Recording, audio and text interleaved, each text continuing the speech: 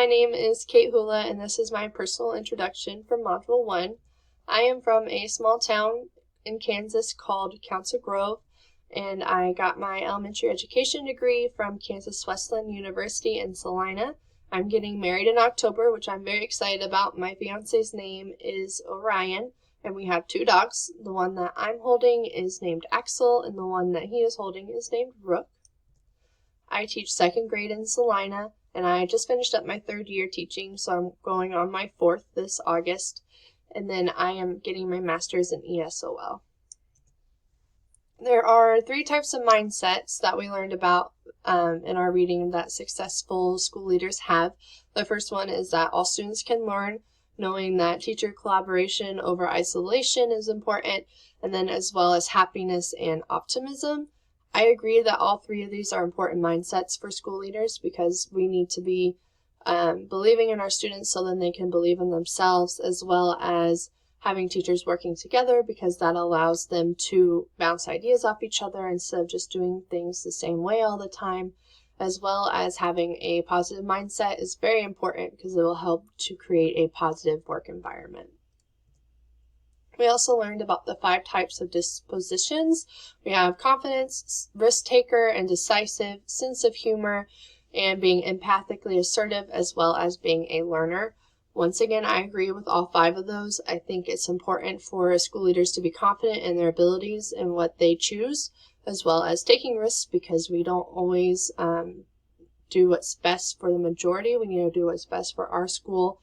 And I also think that it's important for school leaders to constantly be learning because education is an area that we can always learn more.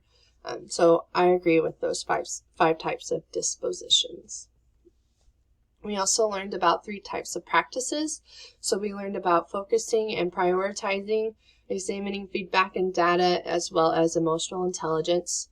I think that all 3 of these are important practices for school leaders to have because you need to be able to prioritize what you want to do and what goals you want to achieve, as well as look at the data and seeing if you are meeting those goals or if you need to prioritize a goal in a different area, as well as know how you impact others around you. Are you giving them a positive influence or are you kind of having a negative influence on them?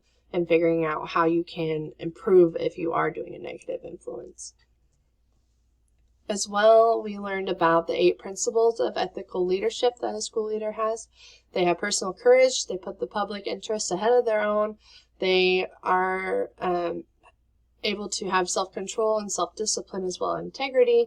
They focus on the task and employee-centeredness, they recognize their staff's talent, as well as require high ethics from everybody at their school. They are sensitive and understanding of situations, and they are also inclusive. Once again, I agree with all of these. A few reasons why it is important for school leaders to recognize talent that their teachers have and amplify those talents and focus on how they can help improve those talents, as well as have integrity and include those high ethics with their staff because then it'll just create a successful environment for everyone involved, the staff, students, parents, all of them will be able to see great improvements with that, as well as be able to have courage to take those risks and to make decisions that aren't always going to be the easiest. So self-critique, things that I feel like I do well most of the time would be the 3 mindsets. I know that it's important for me to have positive thoughts of my students and believe that they can achieve anything if they put their mind to it, because I know how important that is. I've played sports my whole entire life, so I know how important teamwork is and the benefits of it, as well as, once again, I know that mindset is everything. If you have a good mindset, it will help make situations a lot easier and will create a safer environment for everyone. I also am a learner. I'm constantly learning from other people and wanting to ask opinions and how they would do things. I am also very organized, so those are some things that I feel like I do well.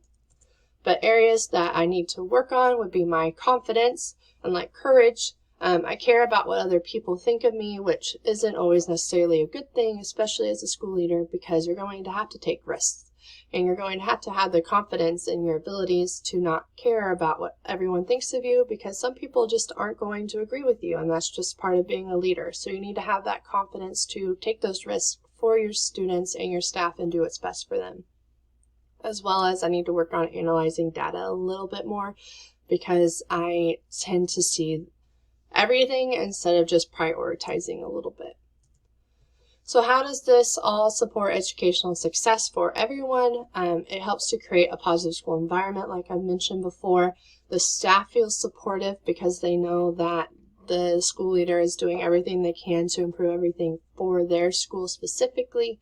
They know that the school leader then will receive support from the staff, the students, and the students' parents, which is very important because, once again, everyone knows that school leader is doing what's best for everyone and not just for themselves. And then it also helps the students know that everyone at the school believes in them and their capabilities, which then will improve educational growth. So that's what I've learned, and that was my personal introduction. Thank you.